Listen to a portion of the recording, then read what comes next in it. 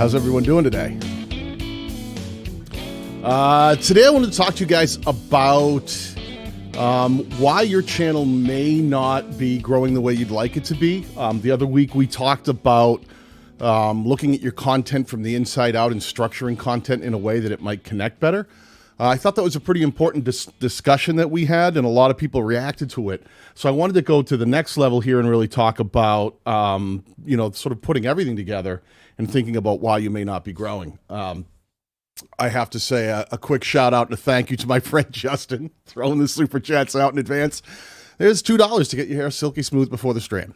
Appreciate that. I don't know about smooth. I don't know about silky. I do have the hair though. Happy Halloween, everybody. For everybody who's a Halloween fan. Wait a minute. I should do that better. Happy Halloween, everybody. For everyone who is a Halloween fan, we're Halloween fans around here. We've got the big bowl of candy. We give away the big candy at our house, like theater-sized candy. We're not playing around. So we love it. We definitely love it. Daniel's Consult to the best deal on YouTube. $2 super chat again. Look at you just dropping $2 like they're going out of style, Justin. Thank you. Yes, I've done several consultations with Justin, and his channel's doing actually really well. He's on the path. He had taken a break, and we got him refocused, and he's speeding right up to 10,000 subscribers. I expect you to crush that at any moment, my friend. So listen, this is going to be a little interactive. Don't be surprised if I randomly pick out a channel and pull it up on screen. This isn't really a channel review session. It's really, I want to talk to you about have a deeper discussion about the things that you might be missing or why your channels might be not growing in the way you'd like them to grow. Let me get a better feel for who's actually in the chat right now, so that when people watch this on the live stream, they'll have an understanding of, on the live stream, on the replay. Hang on, coffee break. More coffee to help the words. When people watch us on the replay, they'll understand the discussion we were having. How many of you in here have channels that are under, let's start here, under 1,000 subscribers? If you have under 1,000 subscribers, say yes or me in the chat and get a feel for who's under 1,000 subscribers. That's a good place to start. And I got to tell you, that first 1,000 subscribers is tricky. That's a tough one. At Clock says, me, I'm under 1,000. I'm under 1,000. Sari says, official says, yep. I do. Yep. Sir, a dark, deep soul absorbing red. Yes, it is. That color is definitely soul. That color is definitely soul absorbing.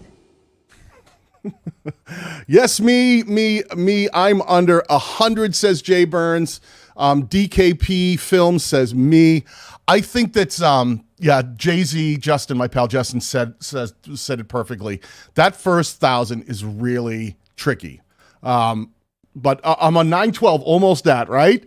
Sari is just about there. Congratulations on that. Keep sticking with it. You'll get there, my friend. I promise you. Meme. That's like me, but meme. I'm under 100. So a lot of you have those smaller channels and you're trying to gain traction. And that can be a tricky thing. I remember building my channel from nothing, from zero. And it was something that took the most amount of effort. I think the reason most creators do not succeed on YouTube is because the first part, getting to 100 subscribers, then getting to 1,000 subscribers, and then getting to 10,000 subscribers is probably the hardest part. That's the part where you're learning the most, you're dialing in your style, you're learning to make better content, you're learning how the platform actually works, you're learning more about your target audience that you're trying to reach. So there's all these factors that you're on the learning curve, right? If it was your journey of life, your YouTube life, that would be like your early years, right? Your toddler through your adolescent years, where you don't know everything yet. So you're trying to figure it out and make sure that you can do the best things possible so that when you get older, you're more successful. And that's something that a lot of creators don't realize sometimes. I think everybody thinks you put up videos, you become successful, and then they expect, well, I'm not successful, so I'm going to give up, which is the exact wrong thing I want you guys to do. 73 subscribers, congratulations on that. Imagine having the power right now to go someplace and have 73 people stop and listen to what you have to say. I always think that people expect that a successful YouTube content creator, the wonder years, is someone who has millions of subscribers and millions of views. And that's very rare. I have a little over 200,000 subscribers. My channel has, I can't remember, maybe it's under 20 million views, maybe 15 million views or so. And that's something that it puts me in about the top 0.6% of all creators on the platform. That's how hard it is to grow. Most people exist they exist in that much lower stratosphere. So don't get confused when you see these really huge creators who have millions of subscribers. They're the tiniest fraction of channels on the platform. Heroical 48, thank you for the super chat. Thank you for making Filmora tutorials. Hey, I hope those were helpful. I used Filmora a lot learning how to make the content that I wanted to make to connect with my target audience. So I was happy to make those videos because I think they help people understand how to make content differently. I never wanted to be like the Filmora tutorial channel. I always wanted to do things that were different, like try this, try that, because I think it's important making good content that people can connect with, getting it onto YouTube, learning how to connect with the target audience. Making the videos is only half of it, right? The other half is then putting it on YouTube and trying to figure out how to get people to watch it. That's the hardest part. That's the real hardest part. So listen, what I want to talk to you here about real quickly is the idea of what's important on YouTube. I think a lot of creators get this wrong. They think I make a video and then if YouTube would recommend it and put it in front of people, then I'd get a lot of views and then I'd be successful. And unfortunately, it's actually the opposite of that. It's actually that YouTube is constantly putting your videos in front of somebody. That's what impressions are. And then what it's doing is it's paying attention to how those people are reacting. Are they clicking? Are they watching? What are they going on to watch next? And then they take that traffic data and figure out who to serve your content to next. Who else, some similar viewers. They're learning your content.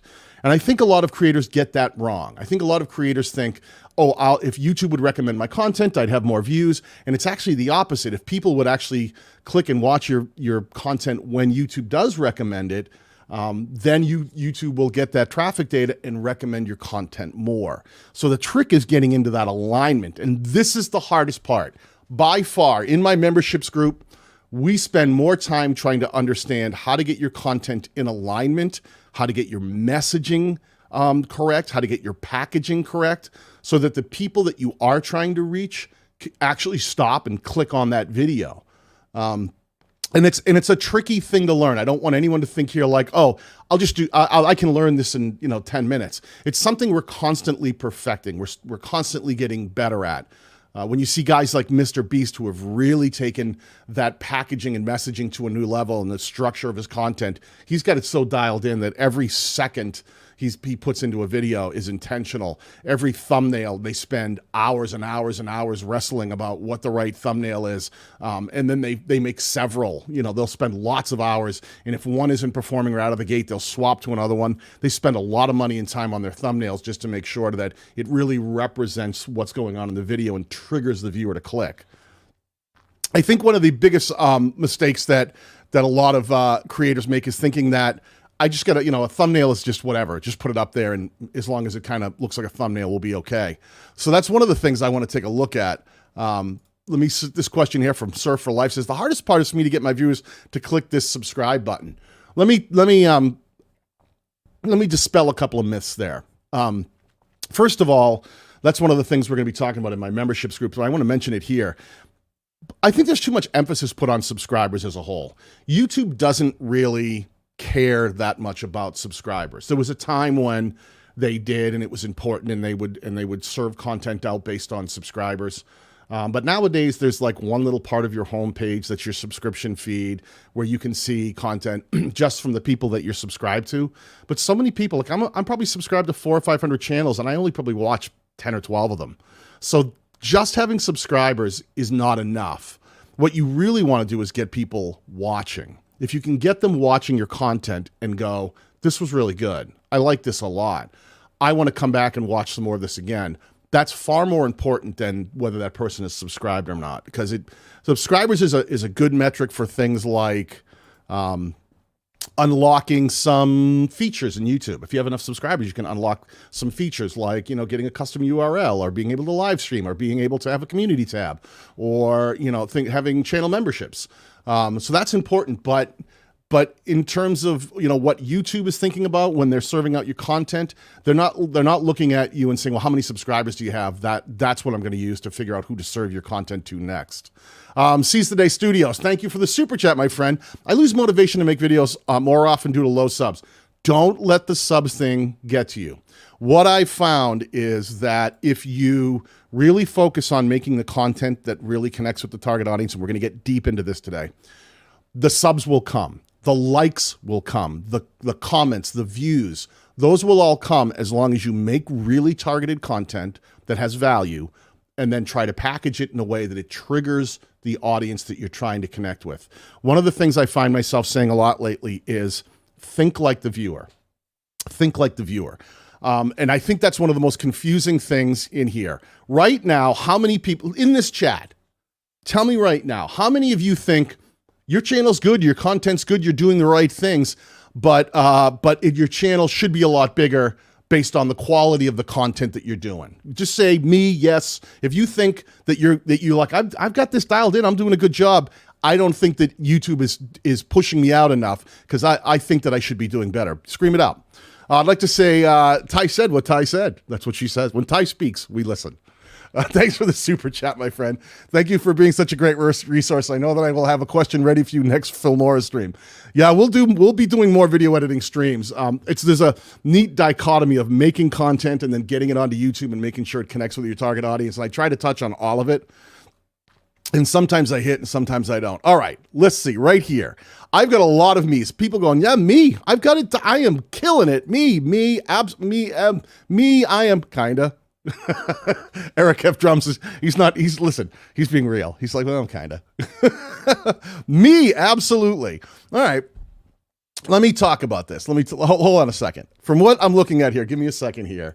Let's see. I like to sometimes pull up channels because it allows me to look at channels the way people who might be watching your content would see it. And then you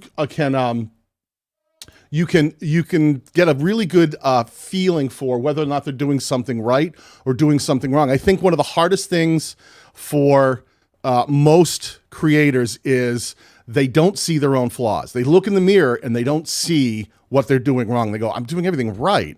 So it's easy for people to get confused as to whether they're doing something right or doing something wrong. Let me do this. I'm looking at some of these channels here. All right. Hey, what is up? Okay. Let me do this. I'm going to share the screen. So I'm going to pull up a few of these in here. I'm going to be jumping in and out of sometimes pulling up some channels and just we'll all take a look together because I think sometimes we can help people see what they might be missing. Hold on here. There we go. Okay. So this is someone who's in the chat said, me, absolutely. I'm like me. Like me, Everyday Tutor says, I'm crushing it, but YouTube is doing me dirty. So let's take a look. Let's take a look at this. One of the things, don't look at any of the videos, everybody in the chat. Looking at this right here. I'm looking at what the channel art says, and it says, intensify your value with video, and is a picture of Wondershare Filmora's logo from Filmora 9. That's the older version. It might be time to update your logo, my friend.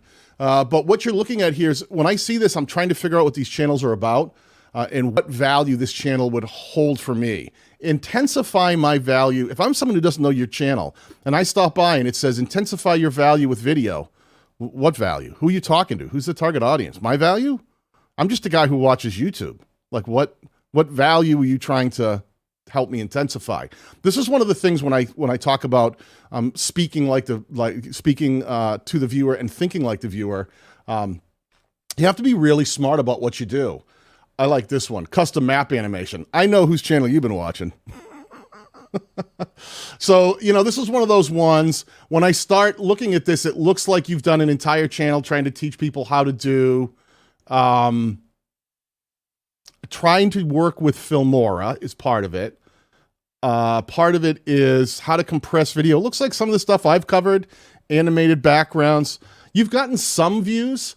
What I would tell you here is I don't know exactly what this channel is about. It looks like it's a video editing tutorial channel. One of the things I'll tell you right now is you're going for all the things that have already been done. I can't tell you. This is why I moved away from making Filmora tutorials. I'm noticing you're making a lot of the videos that I already made like 2 years ago. So a lot of these things are, a lot of your higher performing videos is you went for stuff that everyone already did. One of the things you want to think about is be unique. You're trying to do show features. You're basically doing tutorials on here's how to use this feature, here's how to use this feature, here's how to use this feature. And what happens when you do things like that? You're very specific to one thing. Here's how to do animated gold titles in Filmora X. Well, how many people want to learn how to make animated gold titles? You got to think like the viewer. If that's only driving 378 views, maybe it's because the people who are using Filmora don't really care about golden titles, animated gold titles. Think like the viewer. And I always look for what's something that's connected on your channel recently. Let me take a peek here. Lower views. This one did. Look at this. Look at the difference here. Learn to listen. Convert a GIF to an MP4 with Filmora X. These are all like, I've seen these videos 100 times. 100 times. How to make a video without any camera. Okay, sure. Go for it. And you got a picture of a guy filming himself with a camera. All right, these are all low views, and I don't mean that insulting. I mean, this one's 3,300. That was pretty cool. But 300, 500, 250. But right here, 14,000 views. Bad quality after upload. How to export good quality video from Filmora. Another video I made 2 years ago. But you spoke to the viewer here. This is one of those things I try to get people to understand. Look at your content and figure out what was connecting with the viewer. If you're making content that's something about, let's say Filmora in this case, you want to make content that thinks like the viewer. What are the things that Filmora users most struggle with? What do they want? What are they missing? What's something they haven't even thought of? Showing them something that they didn't think they could do, but you show them how, look at what you can accomplish. That was literally the backbone of success to my channel, was completely based on the fact that I was able to do stuff to show people to do more with a simple software. If you just get in there and show them how to use some of the features, you're better off. You can't expect those kind of videos to do millions of views. Tinkerman Mick with a super sticker right here, $10, my friend, 10 Australian dollars. Yes, thank you, pal. I really appreciate that, Mick. Every time you're here, it's always a pleasure, and I appreciate the super chat, pal. So one of the things you want to think about is looking at your channels. What's connecting? Learn to look at your channels and learn to speak that language that your target audience is thinking about. I did a thing the other day in our members group. I don't know. Do I still have? Let me see if I can pull up my mobile device and do this. Where we started talking about thinking like the viewer. And trying to understand how to get them to click and how to trigger them to click. And I had pulled up, let me see if I can do this or not. I might be able to. Can I switch this over to here? Is that input on? No, that input's not on. Hold on, I'll get this going. But I was pulling up some simple things like Google, just using Google and looking at some of the stuff that was in the feed to better understand how to connect with the viewers. Because I think that just Google alone does a really good job of explaining to people the kind of things that they want to think about when they make content. Because Google has really great titles and thumbnails that you wouldn't even think like, oh, is that a good place or resource to learn? And it's one of my favorites. It's literally one of my favorites.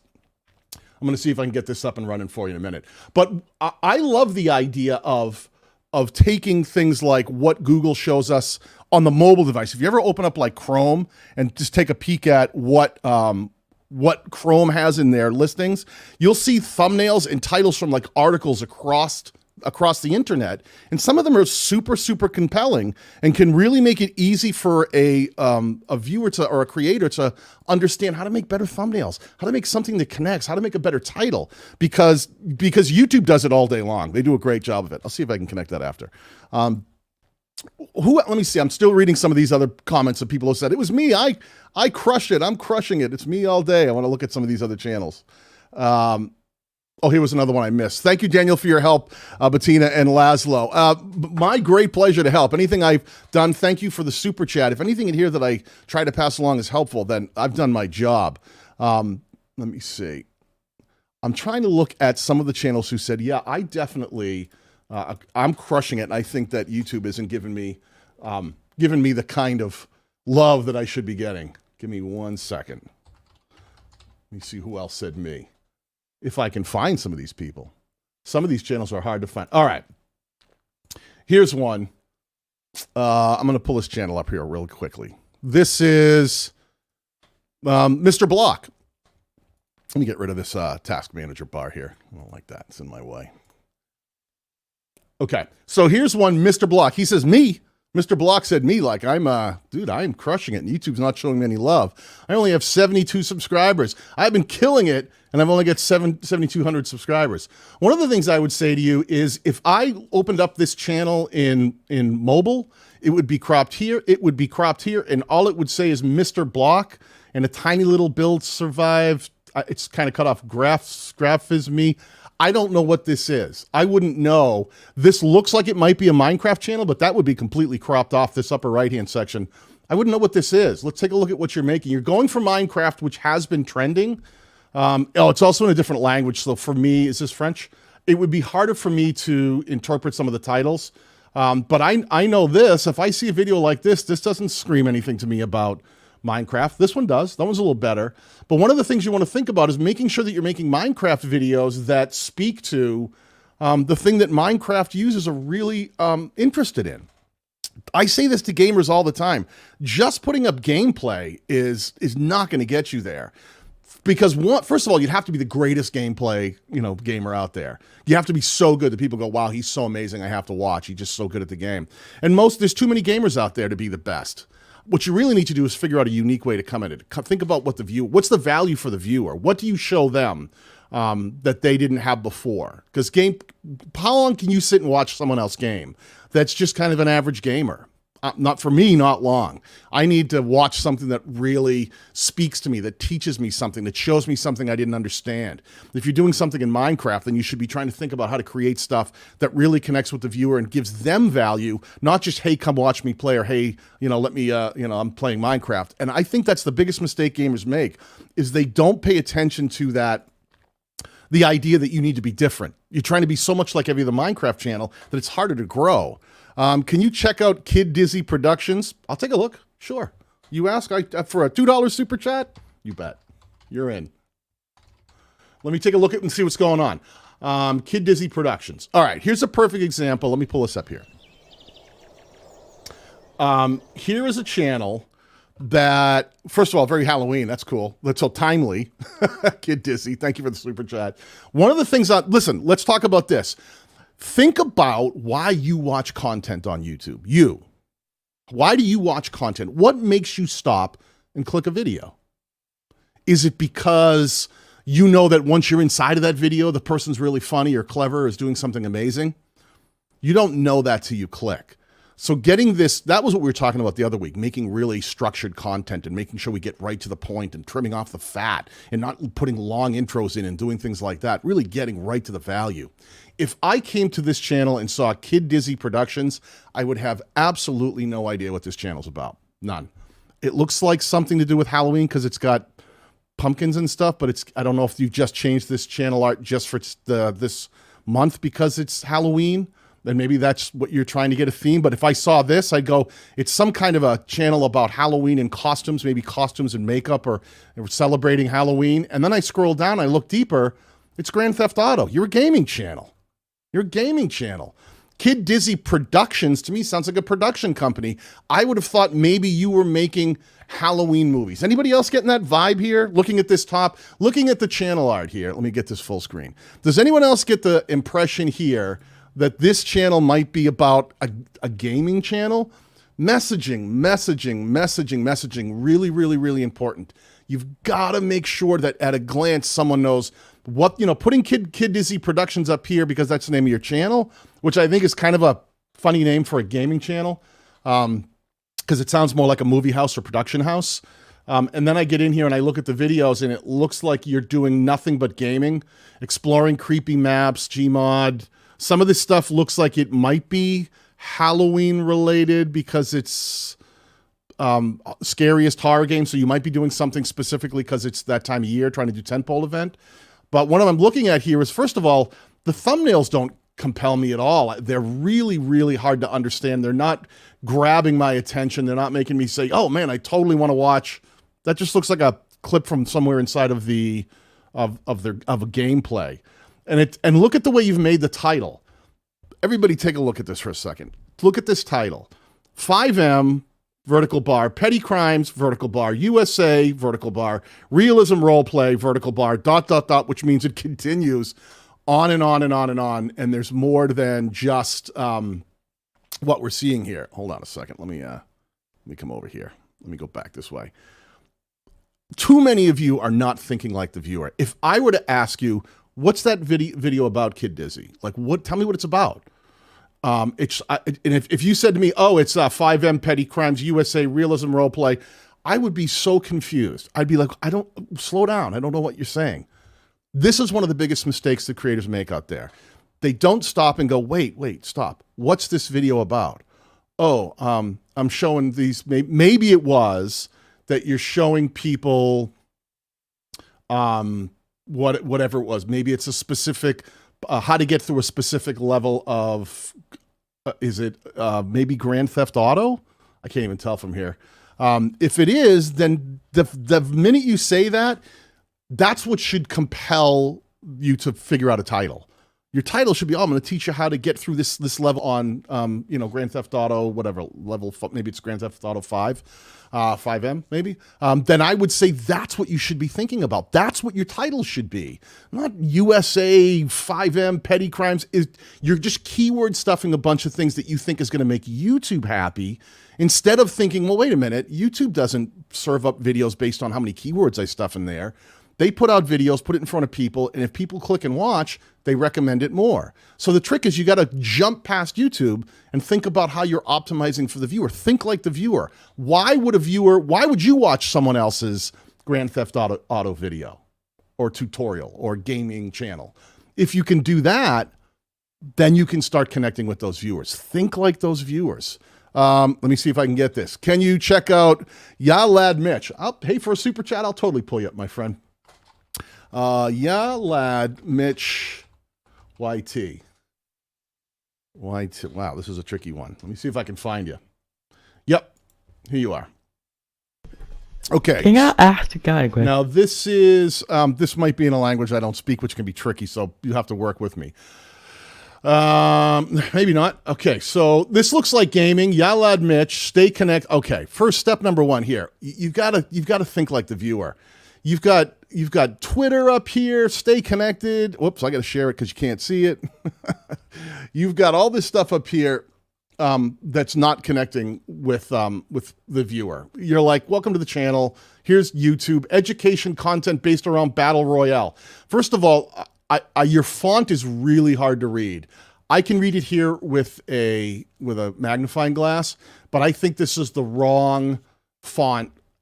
If you were trying to read this on a mobile device, really think about this. The messaging, I can tell that this is Battle Royale, that this is Fortnite. So the imagery is great. I would have made a smaller Lad Mitch. I know I'm on Lad Mitch. It says here in the lower left. What I would have done though, education content based around Battle Royale isn't bad, but I would refine that left, right, and center. I would have been like, I would have been talking about your resource for learning to play better, win more Fortnite battles, or play better in Battle Royale. Like really tell the people what it is they're going to learn, not just education content. Show them what the heck it is that they might catch here, right? I'm looking here really quickly. I want to see what you're putting up. Fortnite Live doesn't say anything to me. I like this one. How to level up faster is better. But look at this. You keep using the same thumbnails. I don't know that I would repeat the same thumbnails over and over like that. I don't even know what this is. I wouldn't click on that thumbnail. It doesn't say anything for me. Fortnite Ghostbusters Afterlife Quest. When I look at these things, I'm always trying to figure out why I would watch content, one that always seems to have redundant thumbnails. It's very hard for me to distinguish content that has thumbnails that feel like I keep seeing them over and over again. How to complete the all Rift Tour challenges in Fortnite, a minute 58. These things, if they're not connecting, then I would look at why they're not connecting. Like, think about this. The top 20 best gun games. This one did well for you. Look at what did well a year ago. Top 20 best gun games, creative maps, and best gun game creative maps in Fortnite. That connected, right? Fortnite top 5 adventure season maps of season 3. When you do listicles, this is what my pal Matt Geelan would call listicles. And listicles are when you speak to the viewer in the sense that you say, just like we talked about there, the top 10 things that you might, top 5, that's a great approach. And you laid it out that way. You went for a target that thought like the viewer. You were showing them like top 5 Fortnite adventure maps. So, I've just started playing Fortnite and I want to know what the top 5 adventure maps are to go play. Or the top 20 best gun game creative maps in Fortnite. When you speak to the viewer, you're giving them something. Your audience responds. You're thinking like the viewer, and you're putting it together in a way that they can connect because they understand it. When you get too much into just the gameplay and you don't speak to the person, why would they watch? Think like the viewer. That's when it can be really, really tricky for you to try to grow a channel faster. I'm trying to move in through here. Can you check mine out, please? Seize the Day Studios. I'll take a peek. Let's take a peek. Let's see what you got. This is one of the things I think is underrated. Now, let me preface some of this thing. Thank you for the super chat, by the way, Seize the Day Studios. Let me preface this by saying, listen, if you're a younger channel, it's going to take time for you to grow. This doesn't happen overnight. So like here's Seize the Day Studios with 52 subscribers. Let's take a look. You joined in 2019. How many videos do you have up? Yeah, you've got a handful, but still pretty young. What do we got? 6 across, 1, 2, 3, 4, 5, 6, 7. You might have 50 videos somewhere in that area. 45. One of the things I would talk to you about, again, messaging. Can anybody in the chat, look at this channel art and say, I can read it and I know what this channel's about? Anyone without looking at the video titles, can you say, I know what this channel's about? If anyone can, please let me know. Because I'm looking at this and saying, I'm having problems trying to understand exactly what this channel's about as it stands. I'm not saying that, I'm not trying to insult this channel. I'm just saying the way that it's designed, I'm having problems understanding what it is. Blaine in the chat, hey Daniel, pitching in with the hope that you can pull up my channel and show it to others so they can learn the good from the bad. And that guy was right. You're the best value on the platform. That guy. Sure, Blaine, I'll pull you up. One of the things here, you've gone so far as to try to be clever that Seize the Day Studios says nothing to me. If I just stumbled across this channel, I'd have no idea what it is. And then on top of that, you're like, start putting Facebook logos up here and Facebook links over here. So is the goal of the channel to drive people to Facebook, or is it to grow a channel? And you've got Instagram up there. You've got all this stuff that's pushing people off your channel. When I come to the channel, I'm having it just uploads, tutorials, updates. I'm having a lot of trouble understanding the value of this channel. And then when I look at the thumbnails, it's a lot of stuff that's just like you talking into a mic. I guess this is you. Episode 3. If I saw episode 3 and a guy talking into a mic, I have no idea what this is about. Think like this. Not only imagine, but accept that the vast majority of people who are looking at your content have no idea who you are or what your content's about. So if you want to reach them, you can't say things like episode 3, general chat, review video, because it doesn't say anything. If someone said to me, Daniel, what's your channel about? That's about episode 3. Wait, what? Well, I'm sorry. I meant it's about general chat. I am lost. I have no idea what you mean. Let me explain better. It's about After Dark video. All of this stuff is really hard. If you say, well, my channel's about review video. Like, all of these words don't say anything to me as a viewer. And I'm not trying to insult your channel. You asked, we pulled it up. Messaging. How's the viewer supposed to know what this content's about? Why they should watch? It's packaged with just a quick screen capture of you talking into a mic. And a lot of times, it doesn't even look like you're taking the time to get a great shot of you. Like this one, you're looking down. It's like review. It's just, it's all over the place. You really have to start thinking like, what's the value for the viewer? How do I package it in a way that will connect with them and make the content that The viewer can understand in an instant why they would watch. Again, why would you watch a video on YouTube? Think about it. When you're scrolling through YouTube, you're not just a creator, you're a viewer too. Why would you stop and take a look at a channel? If you can explain that, then things become infinitely easier. That's when you can really start connecting. Now listen, I'm going to pull up a friend of mine who just gave a great super chat. That's my friend Blaine. He's in my channel memberships group. We've done several consultations together. He's one of those guys. We got mic delay. Well, it happens. That happens sometimes. If my mic delay, I apologize. Sometimes the connections here get weird. This is Blaine's channel.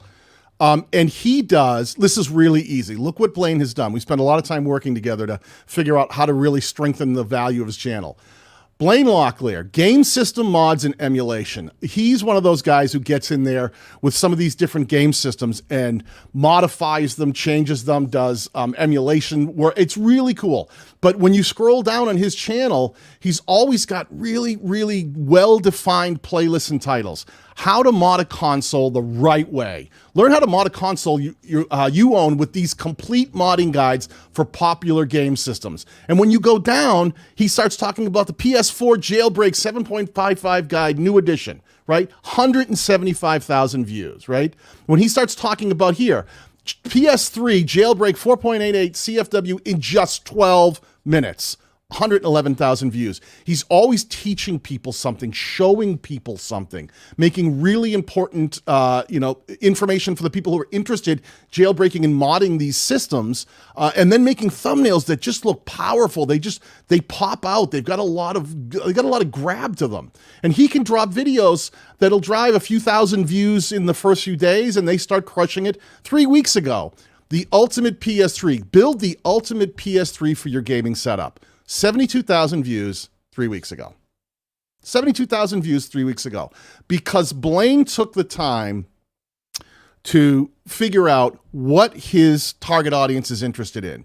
He's learned there's certain topics that he talks about that really connect. When he's talking about modding some of these older systems like a PS3, those connect. And when he sees that they connect, he repeats that kind of content and says, I know this stuff works. They love it when I talk about, how to work on certain game consoles, what I can do, so he starts learning about the different systems that he thinks are important. Now, and he's got PC, but he breaks it up. See, he's got game system emulators for consoles, PC, and more. He's got PlayStation Vita restoration, repairs, mods, and reviews. He's got PlayStation 3. So he's breaking this down. So if you're interested in jailbreaking, mod, emulations on any of these systems, you come to his channel, you just start scrolling, you can find your system. I don't have the PlayStation 3, I got the PlayStation 4.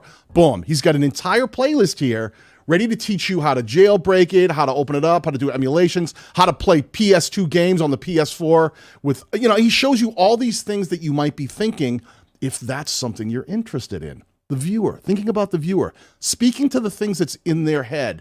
And because he's done this so successfully, this is why Blaine is crushing it and has almost 60,000 subscribers. His channel grows faster and faster and faster every single month because he's consistent and he's smart and he finds the way to talk about the things that are true to the conversation. I'm here to talk about game system mods and emulation. If you want to jailbreak them, modify them, put in different systems, you want to learn how to put certain games on other systems that they technically aren't supposed to play, Blaine's your guy. Blaine is your guy. And he makes it easy for the viewer to understand that in his channel art, in his playlists, and in his content. Super, super powerful stuff. I'm trying to get through these. Let's see. What's up, Dan? Can you review my channel? Mo Beats and Rap. Sure, let's pull it up. Let's see what you got, my friend. There's some delay here. My channel manager said there might be some delay on the mic. I apologize. YouTube's been kind of funky lately. I don't know why. just how they are. First off, Mo Beats and Raps. Congratulations on the on breaking 1,000 subscribers. That's fantastic. I hope you have the watch time hours to go with it. Let's see. You've got about almost 8,300 views. So you're probably getting close to your monetization if you're not there yet. You do have a community tab now. That's always a nice thing. I love having the community tab. Let's take a look at what you got going on here, my friend. So right here, right off the bat, Mo Beats and Raps weekly content for music producers, MCs, and hip hop fans, hosted by my pal Monev360. One of the things I tell you here is I think you can do more with the channel art. Just try to get it to look a little bit better, because I don't know right off the top of my head if this would scream to me that this is something for music producers, MCs, and hip hop fans. First of all, you're fragmenting. Who's the target audience? Let's stop here. Step number one, when we build a channel, we want to make sure, what's the channel about? Now, right here, I think you're making beats and raps and putting them onto YouTube. That's cool. So it's music channel. The next question we would ask is, who's the target audience? Like, who are you making this content for? And right up here, you're saying, well, this is who I make it for. I make it for music producers, MCs, and hip hop fans. That's three different people. That's three totally different target audiences. That's like saying I make tutorials to help business owners, employees of businesses, and people who are consumers who buy things at those businesses. Completely different people. You have to figure out who you're making content for, my man, so that it will connect with the people you're trying to reach. First of all, stuff for producers is tricky. A lot of producers who are successful, they already have their assets. They already know where to get things from. So that's a tough market to get in. And just hip hop fans could be cool, or MCs could be cool. But what I would tell you is, what are you doing to reach those people? If I'm a hip hop fan, do I want to watch what am I learning here? Like the top 5 greatest hip hop producers of all time. This is from a year ago. It only drove 72 views. This means that for some reason, this piece of content didn't connect. Not necessarily that it wasn't a good target, but it didn't connect in the way that you wanted it to, because in a year it only drove 72 views. So either the 12 minute and 49 second video didn't connect the way you wanted it to, or the audience just didn't feel it. They weren't feeling the packaging. They weren't feeling I think it's a solid target, but something didn't deliver, because you have to get the packaging right, and then you have to get them to watch. You got to get them to click, and then they got to have to watch for it to keep getting recommended. On stuff like this, don't be afraid to do something think like the viewer. I always say think like the viewer, right? If you're doing content that talks about hip hop, raps, and beats, what I would tell you is think about something like, the most underrated rap or hip hop tracks you've never heard, or something like that. Like, come at an angle where someone who's a hip hop fan goes like, I feel like I've heard it all. If you show them something they haven't heard before, then you could talk about some of those tracks. Or if you're actually creating your own tracks, because that's the other thing. I'm confused on whether you're talking about music or you're making music. It's very confused for me. I've seen a lot of channels do really well. I'll do this myself. I'll put on certain music channels and just let them play in the background on YouTube, because I want that mood. If that's what you're making, then maybe some of that content you should be making. If you're trying to reach fans, then give them the thing. If you're trying to talk about like the culture of hip hop, then put that into your channel art. Then let me know that you're talking about sort of the culture of hip hop, and that's a sort of a resource for for hip hop fans and all things hip hop culture. Because right now it's just like some weird channel art, and I'm just not quite connecting. The best of Jay Dilla, the best of DJ Premier, the best of Pete Rock. I'm looking at all these different titles that you have, our playlists, and they're just the best of the best of the best of it. And I'm not sure that that's connecting. Some of them are. I mean, some you've gotten some views when you're talking about the best of. I don't know who's, it looks like you're sharing you're sharing other people's. That's what I'm looking at. Let me do this. Right here, you're just sharing other channels. So right here, when I'm looking like this playlist, that's Run DMC's channel. And then that's Uprock's videos channel. And so now you're making all this stuff here and you're promoting other people's channels. You're not doing anything to bring value to your channel. You've built this as a portal to other people's channels. So some people click here, they're going to it doesn't drive any views to you. You're building in all the wrong ways. Bring your voice to the conversation. Build things that are important to you that connect with the target audience. Don't just be making playlists of everybody else's content. That doesn't do anything for you. It might help those channels drive awareness, but it doesn't help you grow a channel. Really think about that. You got to really think about who it is you're trying to connect with and why they would want to watch your content. 1 second here. I'm reading into the chat. this one here, I'm just pulling out some stuff. I may have missed some super chats. If I did, channel manager Megan, come yell at me. My channel is 598 subs. I'm cooking for a global audience. Well, okay. What's cooking for a global audience mean? Nan, one of the things we talk about is when you're trying to figure out why your channel isn't connecting, and maybe it is, maybe you're new and that's exactly where you need to be. Nan's Global Kitchen, I kind of like the name of it. That makes sense. So maybe you're doing recipes from all over the world. Maybe you're doing sort of, it's not just one type of food, but it's sort of all different cultural kind of foods. Be aware that when you do a channel like that, someone who's really interested in certain foods may not like other foods. So the video you put out today may not help that channel grow if you put out another different video tomorrow. Meaning if like, man, I love like, channels that I think are successful in the cooking niche are ones that talk about very specific things like 20-minute meals, or they're bakery channels. They just talk about baking and pastries and desserts and things like that, or ones, that have a very specific focus. If you're just trying to make every possible recipe that you can, just be careful because it's harder to connect at that level because someone who may be really interested in, maybe, a very simple chicken dish may not be interested in like a Thai curry dish or something that they go, I'm not into that. And when they don't click, it doesn't help move your channel forward. But let me quickly just pull this up. So when we're looking at this right here, I'm seeing that you've got some stuff, the images look good. I think one of the things that's really important, make sure that's a pretty good image. I think it could be a little better. Make sure you make the food look really appealing. This is the most important thing on a channel that's doing recipes, because if the food looks good, that's what will get people to click. Number one most important thing, make sure you're getting great shots of the food.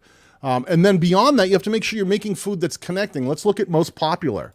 What's been connecting? Some of these shorts have been doing well for you. Hey, don't be afraid to use an actual thumbnail. Put a real thumbnail, 16:9 in here afterwards, because this can get served outside of the short shelf. Coconut chickpea, that did pretty well. Mushroom. So some of the shorts have done all right. But I think in general, there's something here that's not connecting because you've got quite a few videos, but most of them are struggling to get past 100 views in a year, which means something's not connecting. The very first thing you need to ask yourself, everyone out there, if you've got a channel and you keep doing the same thing over and over and you're not connecting in the way you want, I think they call that the definition of insanity. When you keep doing the same thing over and over, not getting the results you want, you get the same results, but you expect something different to happen. I will tell you right off the bat, what you always need to do is learn how to pivot. If you want to make cooking, recipe videos, stop and say, well, wait a second, what can I do different? Because I keep making these and they're all driving 78, 90, 82 views. I need to do something different. I keep making all these videos where I just show the food on a dish, and I put the how to make delicious keto egg roll filling. Something's not connecting. So it's either the topic that you're talking about, right? Today you may be talking about like keto food, and maybe it's just not connecting with your target audience, or if it's the specific food in general that you're talking about, if that doesn't connect, that recipe doesn't work, then I'm interested in that recipe. Or most important, see what happens once they're inside. Are they watching the let me know which one that is, Megan, the name of the channel. Are they watching for a good period of time? Because if you win the click and they don't keep watching, then you're out the window. Then right there, automatically what happens is people, you click and then they don't keep watching. So YouTube says, well, they don't keep watching. They seem to be not interested. They click away quickly. Then that content's not going to be recommended as much. Mike Cola said, thanks, Daniel, for the title thumbnail to help my last video. Yeah, let me know what happens with that one, Mike. I'm interested to see. Mike's a guy. Mike, do you mind if I pull up your channel? Is that all right? Let's get you, if I can spell your name. Mike's a guy I had a consult with the other day. He's someone who has been trying to find his focus on his channel. He's a fitness guy. He's been doing pretty well. I mean, Mike's just under 9,000 subscribers. He's been doing a fitness thing for older folks, and we're trying to find a better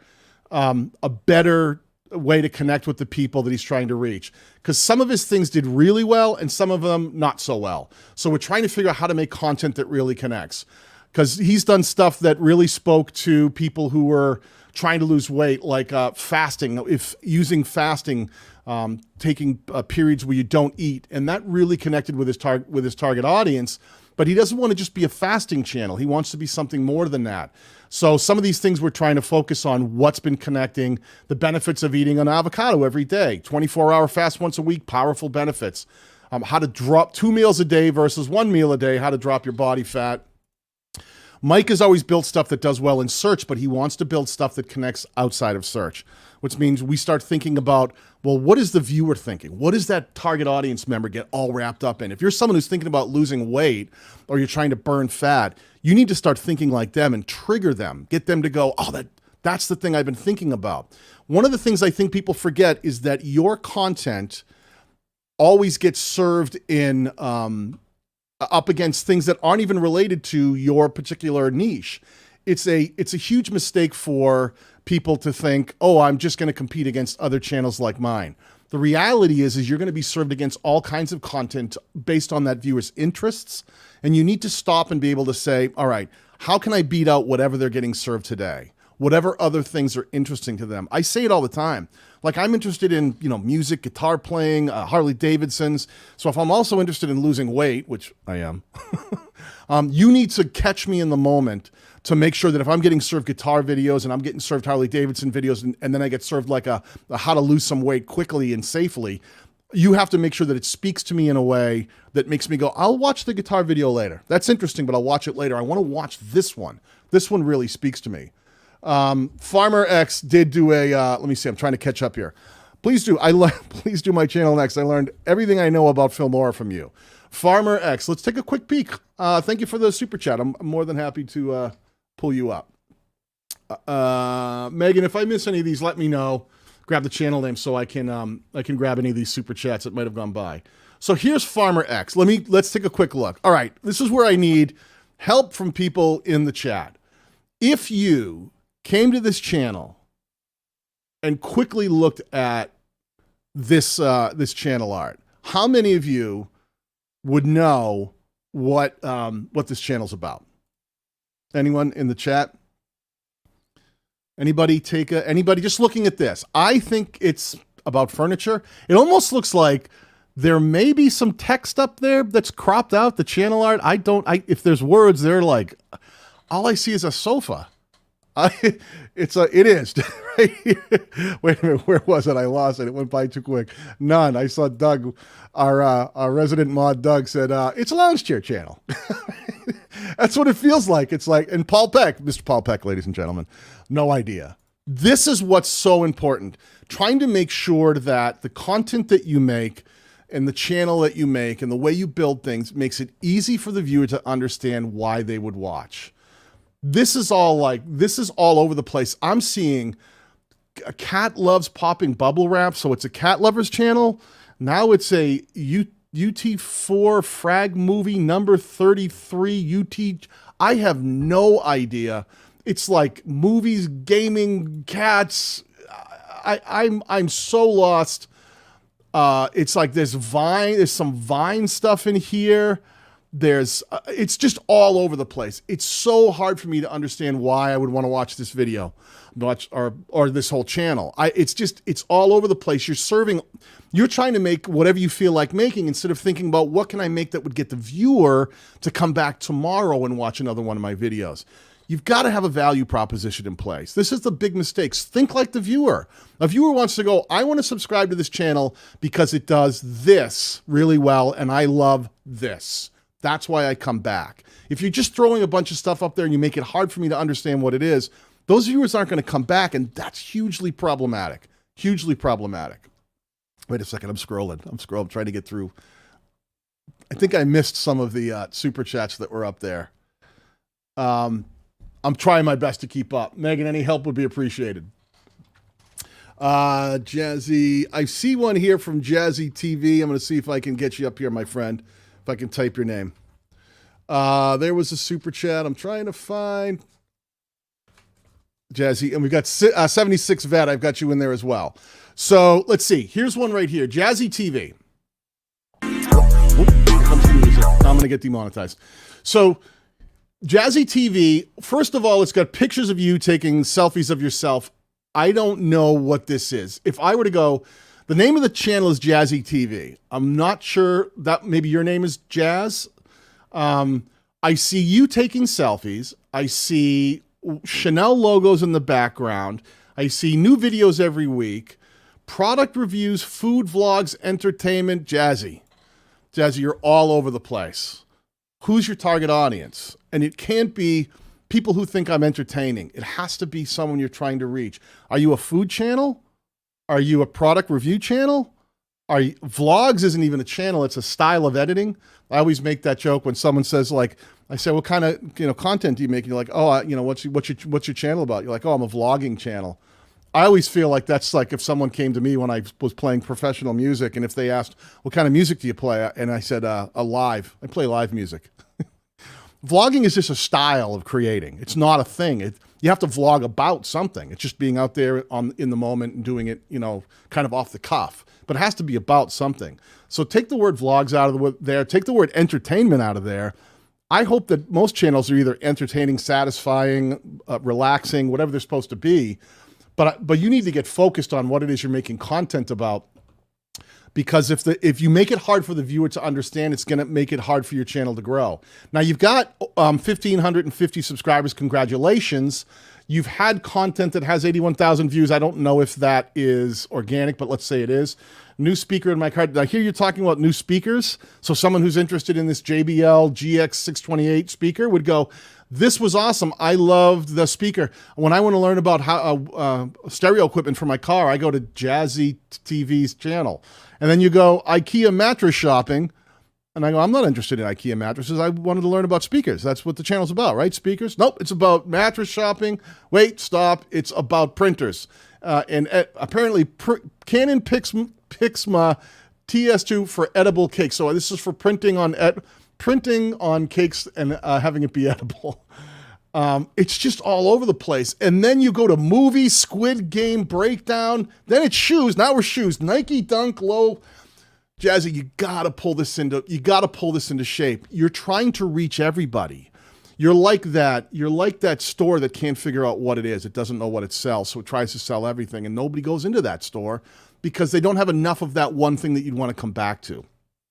Figure out what this channel's trying to be. Figure out what you do well and double down on those things. I actually like some of the IKEA stuff. It looks like you've driven some views. We're catching up on some of these. So I like that you're actually talking about some of this IKEA stuff. I think that could be a great channel right there where you go through and you do like IKEA or a Best Buy and pull out some of the stuff and go like, IKEA's a good one because sometimes IKEA's like you build it and buy it and see if it's any good. I like those things, but when you start doing like sneakers and you start doing stereos and things, it's all over the place. You have to figure out the one target audience you're trying to reach, people who are consumers who tend to like be IKEA shoppers. You don't have to buy the stuff, but you can go through and talk about some of the new IKEA products. That one drove 12,000 views for you. I'm looking up on the upper right. You've driven some views, but some views to this stuff if they're organic. But that's why you're having a tough time getting people to convert, is you keep one video might do well, but the next video that also might do well serves a completely different target audience. You're trying to be like a restaurant one day, and the next day you're trying to be a shoe store, and then the next day you're trying to be a furniture store. So you're changing every day. So the people who might like it in that moment come back tomorrow and go, I know this really cool furniture store. They walk in and they go, it's a restaurant now. It was a furniture store. Oh, well. And they don't go in. That's what happens with that conversion metric too. Try to get it really dialed in so that you're really focused in the moment of who you're trying to reach. I'm catching up on some super chats here. 76 Vet. Let me see if I can find you, my friend. If I can spell 76 Vet. Perfect. And thank you for the super chats. I appreciate that. 76 Vet. This is the 76 Vet channel. I hope this is the right one. I think it is. Let me see. I missed the super chat on that one, but there was probably a question involved. I'm sorry if I missed the question. Let me quickly take a look at the channel though. The care and feeding of a 76 Corvette. Kind of cool. There's a 76 Stingray. I like that. So it screams what the channel's about. I kind of get this, the care and feeding of a 76 Corvette. Kind of an interesting turn on words. Be cautious here. If you only do 76 Vet, is that the entire channel? Everything here is just 76 Vets. from 1976. If that's true, that's cool. But it looks like I'm trying to see if you, at any point, did you shift away from something other than a 76 vet? If you're always doing 76 vets, then that's cool. But it looks like you may have some other models in here. One of the things I tell you is, think about the viewer. What does a 76 vet owner, you've really narrowed it down. Because you're only doing 76 vets, if that's the feeling I'm getting, what if I own a 78 vet? Your channel's useless to me. Think about the broadest target audience that you can reach. If you are talking about other years and models, then maybe I don't mind the channel name being 76 vet, but maybe branch out from just doing that one model year, because that's going to limit your reach. And if that's all you want to do, that's cool. Just know that you're limiting your reach. This one is Spanish Springs Classic Car Show. You're showing a car show. This is 4-speed mod, make your vet shift like a sports car. Kind of cool. 2 weeks ago, it's driving some views, cleaning a classic Chevy 350 engine. That's a nice, I wish the picture was a little better. I would have thought about doing a before and after. Think about like the viewer. What's the viewer thinking? Like I have this, for people who aren't into Chevys, like the 350 is the classic Chevy engine. Went into a lot of vehicles, not just the Corvette, but that 350, what does that look like? I would have loved to have seen, instead of you putting the title up there, C3 Corvette engine detailing, I would have loved to have just rely on the picture. What does a picture show me where it's like, show me the grimy before, split the screen, and then show me the super clean after. Like show me the before and after of how to, look, it went from this mess to this super clean finish. Things like that will trigger a viewer and go, oh man, I have a 350 and mine looks like crap too. I hate even opening the hood. I don't know how to clean it right. And I would think about leveraging things like, it says cleaning a classic Chevy 350 engine. Think about leveraging a little more compelling title. Because right now you're just saying, here, I'm cleaning this engine, where you could have said something like, 3 tricks to get your Chevy 350 engine sparkling clean, right? Because then you go, what are the 3 tricks? What's he going to do? And if you show the before and after, you're thinking like the viewer. The viewer's going, oh, every time I open up my engine compartment, it looks like crap. So if you can compel them with things like that, you can actually increase the ability to get them to click, because you're trying to think like the viewer. What's the viewer thinking? I've got a beat up, ugly engine. Maybe he'll show me something and I'll be able to clean it up and make it look sparkling clean too. Maybe there's some products that you're using that are really cool that I'm not aware of. You could mention those in the video and you could put affiliate links down below, maybe drive a little revenue along with it. But think like me, show me the product, show me the links where to get that stuff, right? I want to see the before and after. Is it really clean? When you say clean, you mean just rinsing it off, or are you really going to teach me how to make my engine look like really something special to when I lift my hood? Think about those connection points. Those are super important. If you can think like the viewer, if I own a 76 vet and I want to clean the engine, then I really want to see that before and after. I want to see that it was grimy and it looks really super clean now. That can really help win some of those views. Let me see. Eric F. Drums, I did get your super chat, my friend. We're trying to catch up. We have turned quickly into a channel reviews. That's okay. I don't mind doing it. Eric F. Drums. Oh, this was the 50-50 when you said to me when I asked that question, how do you feel about your channel? Cool. It was a good answer. All right, let me take a quick peek here. Eric F. Drums. Again, anybody know what this channel's about right off the top of their head? I see that it says Eric F. Drums. So I'm assuming that the channel's about drums, but I don't really get the imagery of drums. Does anybody else? If it didn't say Eric F. Drums, I wouldn't know what this channel's about. The imagery doesn't really scream drums to me. I don't see it in that. Yeah, I mean, drumming, that's what I'm saying. Cook in the weeds says drumming? Yeah, maybe. I don't know. What are we about here? Yeah, this is a good one. DNA, because it does look like DNA strands, right? So, all right, maybe it's about drum kits. That's possible. Any of that's possible. But the thing is, there's no drums. Why is there no drums up here, Eric? Man, you ought to have a picture of drums. Get the drums up there.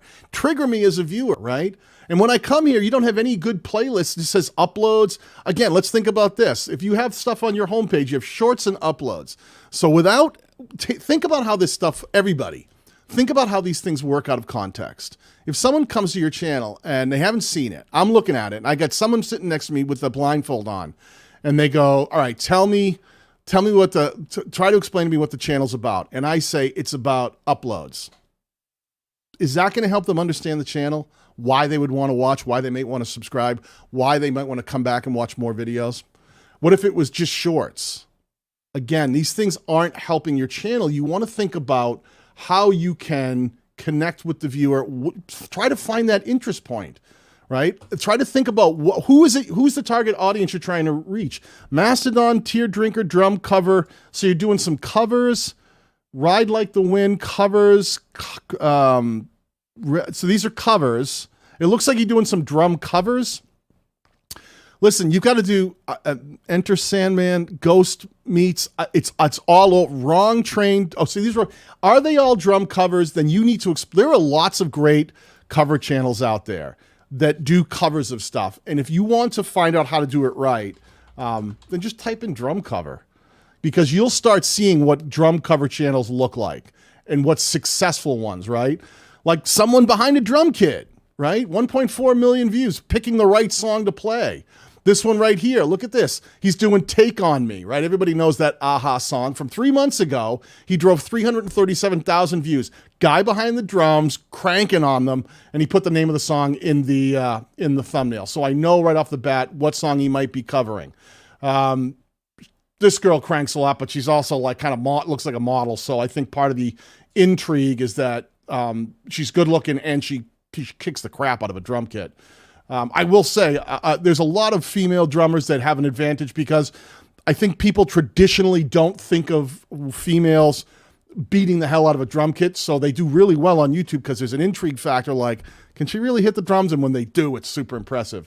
But all of these, see what we're seeing in all of these? Look at, it's people playing drums. It's people playing drums. And when I go to your channel, it's sort of like all over the place of what's happening here. You're trying to leverage so many different things. So what I would tell you, my friend Eric F., first of all, start thinking about drums. Get the imagery of drums into your channel. Let's make sure that anyone stumbles across this knows that you're playing drums, that you're doing a drum cover. And if you are doing a drum cover, think about which drum covers. Don't just go, well, I like this song. You're going to have to find songs that connect with people.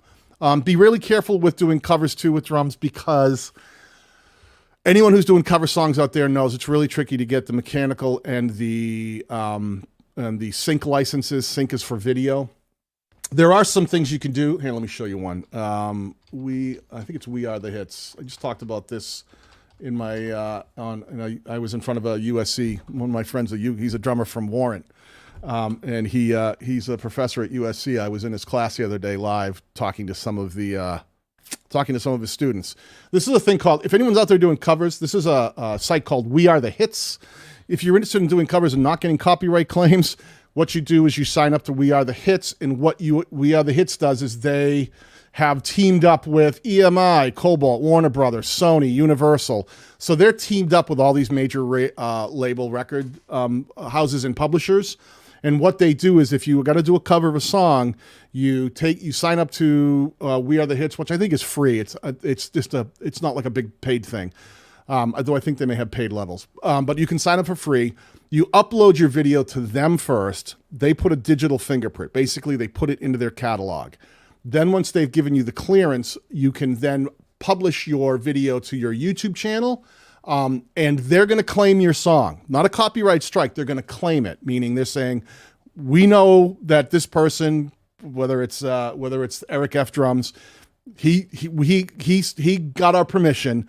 We're going to claim it. We're going to take the monetization, and then we're going to split that monetization with Eric, and we're going to give him part of it. We're going to keep part of it and put the other part to the artist who wrote the song. This is a great site if anyone is really looking to do covers. There's a couple other ones that are like this, but you can do, let's say I'm going to do a Queen song. I want to do We Are the Champions. And let me see. Give it a second to cycle here.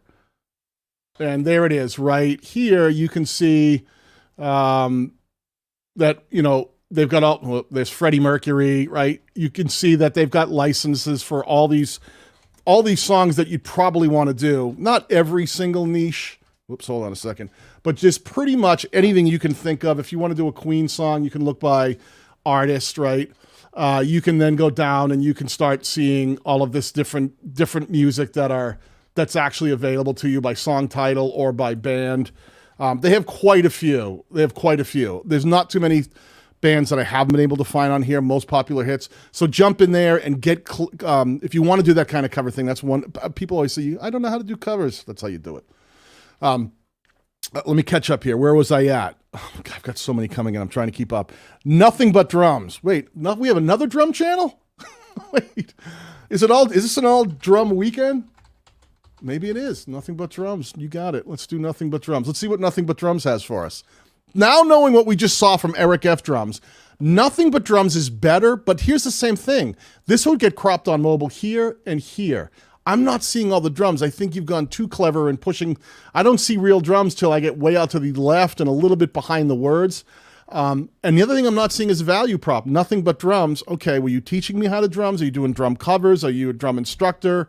I think that what I'm seeing is things like cymbal cleaning, the best cymbal cleaning. All right, so you're teaching people how to take care of their drums, unboxing new drums, teaching people how to play drums. Make sure that's represented in your channel art, because nothing but drums. I mean, there's different people out there. If you're trying to make a channel for people who are interested, who are drummers, and they want to learn how to buy a drum kit, take care of a drum kit, and play a drum kit, then that's cool. But make sure that that's clear in the channel art, because I don't know if you're a covered drum, if you're like the last channel, Eric F. Drums, it seems like he does more covers. But if you're actually teaching people how to take care of their drums, how to buy their drums, things they need to know about tuning their drums, get that into the channel art, right? Don't just put nothing but drums. Put something up there that says, teaching you how to take care of, purchase, take care of, and play your drum kit, something to that effect. Do it better. But you know what I mean? I'd be sitting there beating up, like, I want to know in an instant what this channel is going to provide for me. Are you going to, maybe I already have a drum kit and I just want to learn how to play it. Are you my guy? I know how to play drums, but I want to learn how to repair my drum kit because I got to learn how to change the heads and everything and tune it. Are you my guy? Make that clear to me so I can understand. And we've seen by your most popular shorts, there's some shorts in here that did well. That's cool. Dixon coil pedal issues. Get rid of the hashtags. Hashtags don't help you. 3 years ago, 5,100 views. Think like the viewer. This is one of the things. You're trying to do drum channels. I'm not seeing, when I look at these, very few of these thumbnails scream drums to me. That's a bad picture of a drum pedal. I can almost see a snare head in there. Most of these are guitar players. I don't know what's going on. It's still not screaming drums to me. So that's the thing I would talk to you about. The same thing I would say to Eric F. You've got to talk to the viewer. Why would the viewer want to watch this? Show me that it's drums, and then show me what it is. You've got titles like I Woke Up in a Strange Place and Drums on Cassette. What does that mean to me as a drummer? Where's the part that teaches me, how to tune a snare drum, or how to change my drum heads, or how to pick the right size sticks? What's the, for the drum kit I'm playing? What's the right snare size to get the right sound I'm looking for? Talk to me about the things I'd be interested in as a new drummer. If you can do that, now you're thinking like me. Now you're thinking like the viewer. Instead of drums on cassette, new snare drum project, plain side, have a Genesee Today movie. It's just all over the place. You got to pull it in, all right? Let me see. Epic Desk. We got Epic Desk in here. I'm doing my best. Epic Desk. We've looked at your channel before. Let's see what Epic Desk has going on. Let me pull this up real quick. So here's Epic Desk, helping you find, review, and share epic places to eat. All right, you got to dial this in. If this is all about places to eat, nothing in this channel art, my friend, says places to eat. Get rid of the Instagram stuff. Subscribe is cool. I like that. Though I would put a subscribe link here. You have it pointing right down and you've got no subscribe link. Get an auto subscribe link. Make it scream eat, because this doesn't scream eat. There's just a lot of words.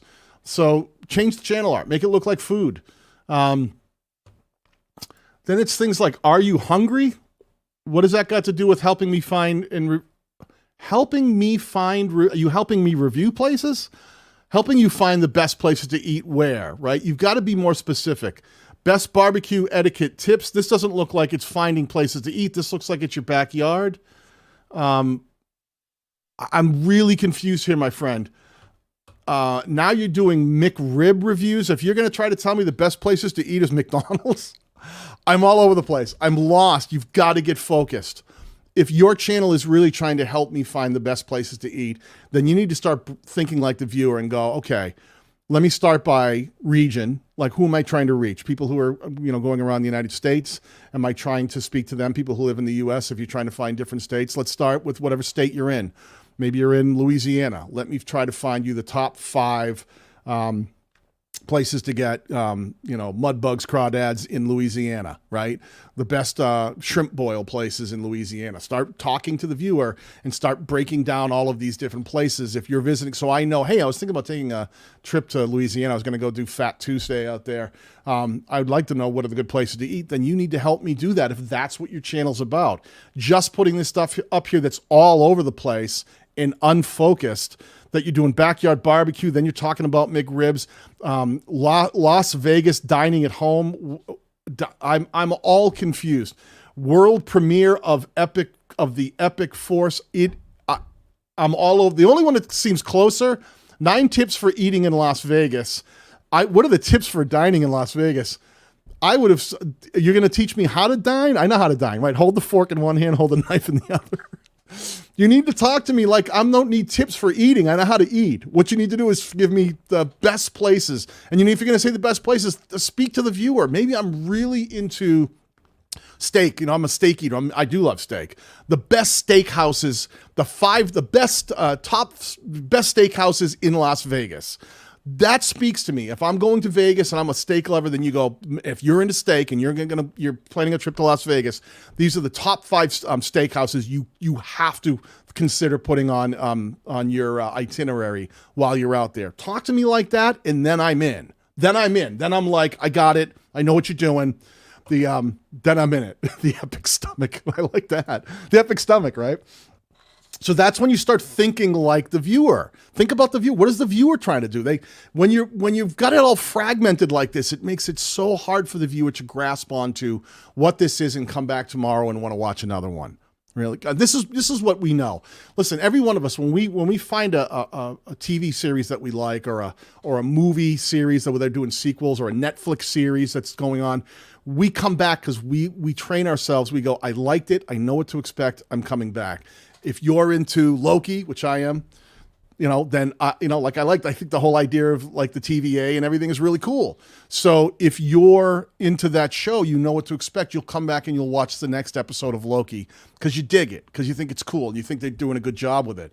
But when you're all over the place like this, it makes it so hard for the viewer to understand why to come back. I'm not just talking about just titles and just thumbnails, and it's that. Those are all important.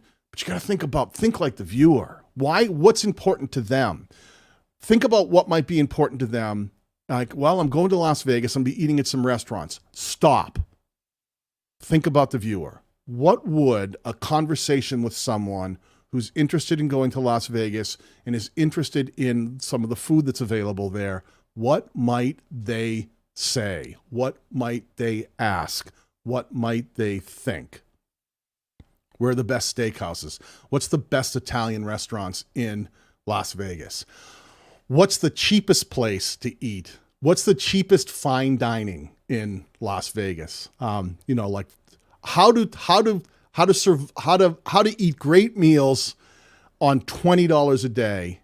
How to have breakfast, lunch, and dinner on $20 a day in Las Vegas. If you made a video like that, and I'm planning a trip out to Las Vegas, I even if I'm not planning, I might go, wow, heck, how did he manage it? Wait, on less than what does that come out to, 8 and not even, it's a $6.75 a meal you were eating, $20, you ate good, and if you show great food, show me the great pictures of the food, then I go, whoa, where's he eating? Where's he getting all this great food so cheap?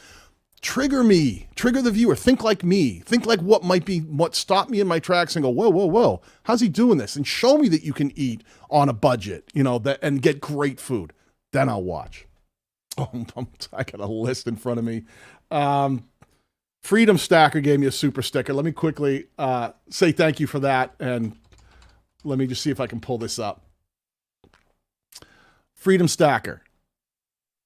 Hey, Frames. Let's pull this channel up. Maybe you guys can see. If you saw this Oh gosh. All right. Anybody in the chat?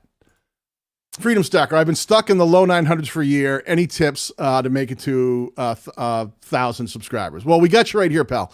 Right off the bat, looking at this channel, people in the chat, remember we talked about trying to connect with the viewer. If you just saw this, what would you say this channel's about? What are you thinking? I'm looking at it and you tell me. Because I'm interested to see what you guys see from the outside looking in. Because a lot of times I think, again, messaging, making it easy to understand what this is about. Tetris game does kind of have a Tetris feel. I'm seeing silver. I see silver. Yes, something about silver. Money could be about money, right? Because it looks like there's some kind of coin thing involved, right? No idea. I'm kind of with you on some of this. Freedom Stacker doesn't explain it. Doug says maybe it's a bronze and platinum plaques. Does kind of look like bronze and platinum plaques. It's about gold. So we're getting some of the things you're trying to put across. Not sure where the word freedom comes into play. See this copper? So the people are catching the pieces. This is your audience. I'm not saying that these people are your target audience, but this is what people are seeing on YouTube when they see this. That this is the impression you're giving out. Copper, silver, gold. Okay, we're getting that vibe. And I am seeing that underneath here, it says precious metal stacking. I don't know what stacking is, but I do know what collecting is. But then you do channel reviews? I am lost. I am lost to where did channel reviews come from? Like, I'm so confused how that fits. Metals, there was metals. I see. This one was, I thought it was a ticket scratch. Yeah, maybe it was Freedom Scratcher, right? How do that does look like one of those, lottery tickets like you buy at the store. Everyone's kind of confused. They're just like, I don't quite get it. It may be Willy Wonka's golden ticket. You may win a free pass. This is Tom's World. Thank you for the super sticker. If I have time, we'll get you in the queue, my friend. If I start scrolling down, I start looking at what is happening here. Gold and silver on $100 budget, stack beast mode. Gold and silver on $100 budget, stack beast mode, badassery. Do you want 78 ounces? I don't know, OZT and 1.2 OZT gold in 1 year's time by saving $100 a week? Okay. So you're trying to show people how to save up to invest in gold, to buy precious metals. None of that makes a lot of sense to me. It's all over the place. Plus you have up here, oh my gosh, you've got one Facebook link, two Facebook link, Instagram, Twitter. You're sending people all over the place. You're like, welcome to my channel. Now leave and go to Facebook, Twitter, Instagram. I don't understand what Freedom Stacker is. You're doing channel reviews, precious metal stacking. I don't even know what that is. You need to speak to the people who have no idea what your channel's about. Precious metal collecting. If it was your resource for investing and collecting precious metals, for investing in and collecting. I don't know. Is it collecting? I don't know. Collecting and investing. Maybe that's what stacking means, investing. But you this is one of those things that if stacking is a word that you think, well, that's what the insiders would know, you're still stuck at 924 subscribers. You said you've had trouble to reach the goals you want to hit. So I would suggest, well, what am I doing that might make it harder for the average viewer to understand what my channel's about? So try to use terms that they can understand. Is it investing? Is it collecting? Then use those words and think about them. Like, why would I want to invest in copper, silver, or gold? Do you have any videos in here that would explain to somebody why they would want to invest in these things? Adding silver, 2021 Texas precious metal. Like, if I don't know what that is, why would I watch that? You're speaking to people who already know this stuff and would buy it and don't need your video. What you need to be speaking to is the people who have no idea about this. Like, let me explain this in a different way. If I were to make a Bitcoin channel, part of it would be talking about what Bitcoin to invest in. I know nothing about Bitcoin or any of those things. But if I was going to do it, where I would start is I would come in it as a novice and go, I know nothing about Bitcoin, but I'm going to slowly figure it out. Come with me on my journey. You probably heard about it too. Anybody out there who's heard about Bitcoin and all these other, Dogecoin, all these other things out there? I'm going to try finding out as much as I can, figuring out what's a good investment, where to invest my money, and if it's actually worth doing. And I would speak to those viewers and they would go, I've heard about it too. I'm in with you, Daniel. Let's see. So, and I would put it in the simplest terms. This is what I learned buying my very first Bitcoin. And I would be making videos about bringing people through the process of why it's important. And I would think like the viewer and other people like me. I'd be trying to reach the people with the least amount of knowledge because they would thirst for it the most. That's what you should be doing. You're speaking to people who already know all this stuff. You've got to change that methodology. You need to start explaining to people what's important, why they might want to invest, where they might want to invest, and bring them through the front door first. Not bring them to the back and go, look at all the stuff I have, because it's like, I don't even know what this is. If someone starts talking to me about Bitcoin and I know nothing about Bitcoin, you got to start simple with me. You got to bring me in slow. You got to explain why it's important. That's how you'll start to gain some traction. Okay, I hope that was helpful, romantic. What's funny is I see a lot of the same problems with connection here. Is everybody is not, the most common mistake I see creators make is not making it clear what your channel's about or why that viewer would want to watch. Not only in the channel art, not only in the featured content, in the playlists, in the content you're making consistently. You've got to find that corner of the world you want to live in and make it easy for the viewer to understand why they would want to watch your channel, okay? If you can do that, then it becomes super easy for the viewer to become invested because they get it. They go, oh, I know what this is now. This is romantic. Dumpster diving, scrap metal recycling, diving with a purpose, tips and tricks to earn some extra cash. Okay, first of all, the dumpster, you get too much text. But that being said, at least after I read all this text, I know what this channel's about. Dumpster diving, scrap metal recycling, and diving with a purpose. What I would tell you, my friend, instead of all these pictures of random dumpsters, I would take a picture of you coming out of a dumpster with something valuable. Think like the viewer. How do we get that into the messaging, right? If you're dumpster diving and you're finding stuff that's scrap metal recycling, dumpster diving, pulling things out of dumpsters that people have thrown away and you can actually find that actually have value, how would you show that in an image? I would say today we're going out. I'm bringing my whoever with me. We're going to get my best camera. Even if I'm doing this with my phone, I'm going to find a good dumpster. I'm going to set up the props. I'm going to get this set up so there's one great shot of me coming out of the dumpster with stuff in my hands that's valuable. Dumpster diving, right? Messaging, make it clear. A whole row of dumpsters like this. Before I read, I go, oh, this must be a recycling channel, or maybe they're a waste management channel. No, you're dumpster diving, right? And then you've named the channel Romantic with a circle R like a registered trademark. Does anything in that have anything to do with? Does that scream dumpster diving? And if you're gonna either maybe your name is Ro. I don't think your name is Romantic. It could be. Maybe that's what your parents. Maybe last name Mantic, first name Ro. Be intentional about what you're doing. Try to make it easy for the viewer to understand that this is a dumpster diving channel. That's what we do here. Put that into your logo, into your, in R that you're trying to brand in R because that's the name of my channel. Romantic doesn't scream dumpster diving to me. We got a quick message here from. All right, man. Okay. I'm trying to catch up. So in here, when we're thinking about our channels, everybody, see if we can pull this together and do something that really screams the messaging of what's going on here. This is the single biggest mistake I see creators make, is not making it clear to the viewer what the channel's about. Anyone who came across, I would watch a channel that showed me people diving in dumpsters and pulling things out and finding things, where to look, the most valuable things, what to look for, what like scrap metal and things that are important, how you can make money on it. Absolutely. Tips and tricks to earn extra cash. You should be coming out of that dumpster with cash in your hands and being like, wait, this guy's coming out of a dumpster with cash. Like, what is he doing? He's finding value in dumpsters. Make that clear. And then make sure all of your videos scream that too, right?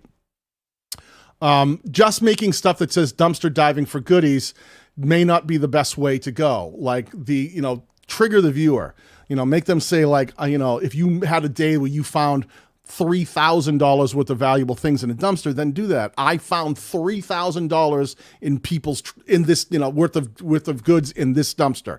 Trigger people and come out of the dumpster holding that stuff. Get me to click, win my click. Think like Mr. Beast, compel that click and get something that's really simple to understand. Thumbnails that say things like, maybe or maybe not. I don't know. Was it a counterfeit channel? I'm lost. I'm lost on that. You got to make it really, really simple for me to get invested in this content. And you can do that simply by thinking like the viewer. What would compel the viewer to want to watch it? I am so lost right here. I think, let me see. There was one more. I'm going to try to get one more up here. Techie Snake. Techie Snake. Let me see if I can find you.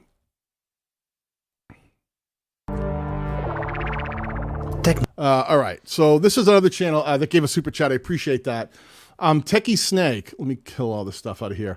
Again, when I talk about trying to make it easy for the viewer to understand, you went with all this branding stuff. The word techie makes me think you're a tech channel, but you don't really show anything. You've kind of got, this is all I would see on a mobile device, kind of from here to here. So if I just saw this, I would think this could be a gaming channel. Could be anything. I don't think it's clear what this is about. I never loved Twitter and Instagram and stuff. Get that out of there, especially if you're a small channel. Are you not showing your subscribers? Is that what I'm seeing? You got 16 videos and you're hiding your subscribers. People who hide their subscribers, to me, feel like they got something to hide, like they're trying to act like there's something they're not. Show your subscribers. You're not impressing anybody by not doing that. It makes them feel like you're trying to hide something. So you are a tech channel. Let's make it clear. You're doing car chargers, iPhone 13, Samsung Galaxy, iPhone 13, what you should know. You're brand new. So first of all, take a little time here to grow. You know, it's going to take you a bit. When did you start the channel? June of 2020. And you've only got 6, 12, maybe 16 videos up here. So good start. One thing I'm going to tell you though, this is Call of Duty. So now it's a gaming channel. This is a game, FIFA, and now you're doing car chargers and iPhone 13. This is the same thing. You're young and you're new, and that's okay. Feel free to try different things out and try to find your voice, but figure out what you want to talk about. If you're a gaming channel and you're reviewing games, then be a gaming channel. If you're a tech channel and you're reviewing tech, then be a tech channel. Like, talk about the new things. But you're going to have to, in each of those are saturated niches. Don't try to be both at once.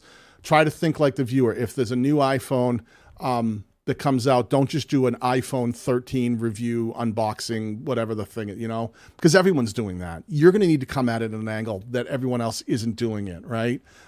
Do it like make a video about the top 3 reasons you shouldn't buy an iPhone, right? And go the other way, go the exact opposite way, right?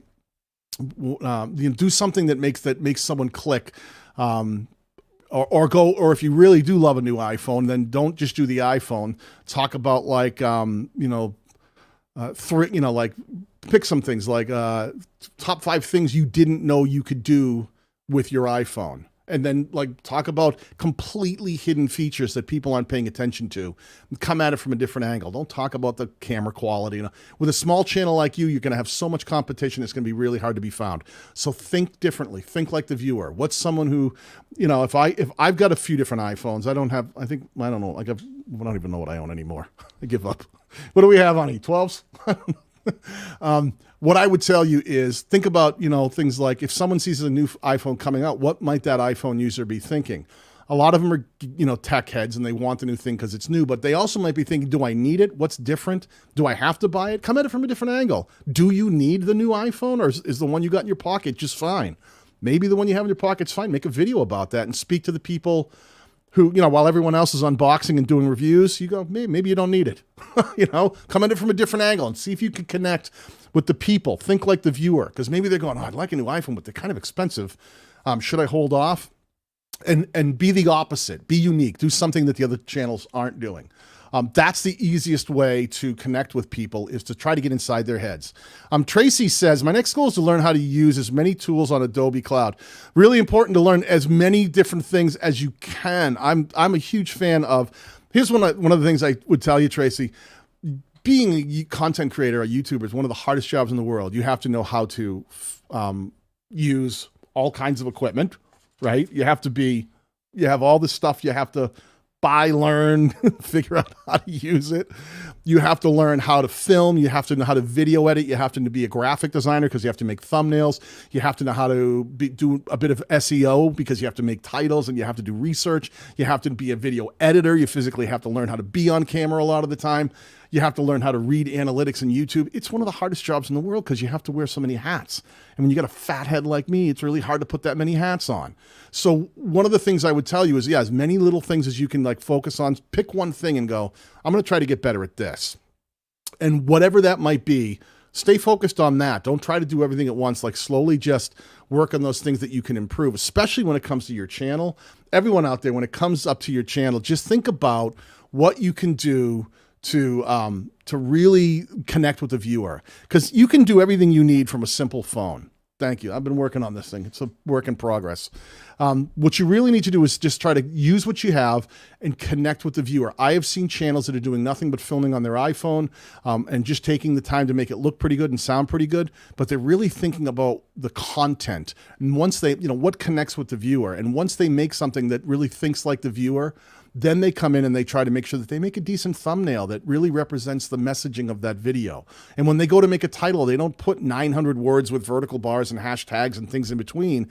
They go, what's the video about? One of the simplest tricks I would say to anyone out there who's been wrestling with things like trying to get people to click on your video so that you can grow your channel faster, when you go to make a video title, I put all the tools down. Put away TubeBuddy. I love TubeBuddy. I work for TubeBuddy. Put TubeBuddy down, put vidIQ down, put Morning Fame away for a minute and just stop and go, what is this video about? If I came to you and said, hey, do me a favor, just tell me, I don't want a fancy title. Tell me what the video's about. And if the video happens to be like, oh, I'm showing people the cool new features in the iPhone. Well, that's the start of your title. That's it. Cool new features on the on the iPhone. Okay, maybe that's not the exact title, but that's what you're trying to represent. You go, okay, all right. So now I have to craft that in a way that it might be different, so it stands out. It really pops, and that's when you start thinking about like 3 hidden features on the iPhone you definitely need to use, something like that. So you start becoming compelling, and you go, all right, this is what I'm talking about, the features, new features, but I know everybody else is, so now I have to craft this into a way that I'm just focus on things that I think will really compel that people who are interested in new features on the iPhone to click my video. And if you can do that, think like them, that's when they'll start getting really excited about your content and want to click. All right. Hi, how you doing? Let me see. I'm just trying to read through some of the comments in here, not just super chats. I only know how to use Canva with graphic design, but it feels like cheating. Canva's great. Canva's great for a lot of things. I use Canva all the time. They got a lot of great free templates. Whatever gets the job done. Listen, you don't have to be the master of all things to get out there and create content. There's tons of great, like you can edit on iMovie. You can edit on, I used to started making videos on Windows Movie Maker. And those things drove a ton of views. Use whatever it takes to get the job done. It doesn't have to be fancy. Just make sure it's understandable and relatable and thinks like the viewer. Whatever Daniel Batal touches turn to gold. Let's hope not, man, because, I might have to use the bathroom later. That could get ugly. Thank you for the super chat, Justin. So listen, I pulled up a bunch of channels. I talked about this for a while. If I missed anybody, I apologize. Come back to the comments and I'll make sure I come back and catch you next time. This is what I really want you to focus on. Think like the viewer. Simplify. Try to make it easy for the viewer to understand. Keep your channel consistent, okay? Try to make sure that what you're doing connects with that viewer week after week after week. Don't be scattered. Don't make it hard for the viewer to understand what the channel's about. Find your niche, get in your lane, and start making that content and see if you can get it to connect. And think like they do. Keep the packaging simple. Simple thumbnails. Think about what the video is about and go, how do I get an image to represent the thing that my video is about? If your video is about, a new recipe that you're cooking, then just try to get the best picture of that final product when you're done. If it's like we were looking before on the Corvette channel, how to clean a Corvette engine, then you need to show me the engine dirty, and then you need to show me the engine clean and go, okay, I get it. He took that really dirty thing and he made it clean. Make it simple for the viewer to understand.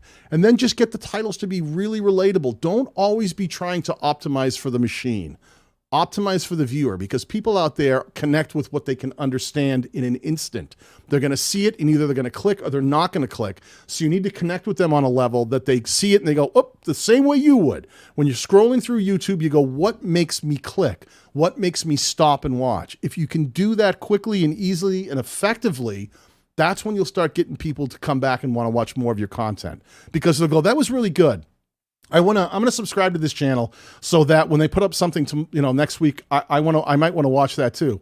You just have to make sure that when you do put up something that you put out next week has to be relatable to the thing you put out last week. Because if, like I said, if you're talking about this thing today and a completely different thing tomorrow, and it's not even relatable to the person who watched your last video, they're not going to click, they're not going to watch. And if you can't keep them on target and keep them coming back for the same thing week after week, you're not going to be able to grow your channel. Get focused, make it clear, make it simple, make it easy for the viewer to understand, find those successes and try to double down on what works, and you'll be able to get some traction with your channel.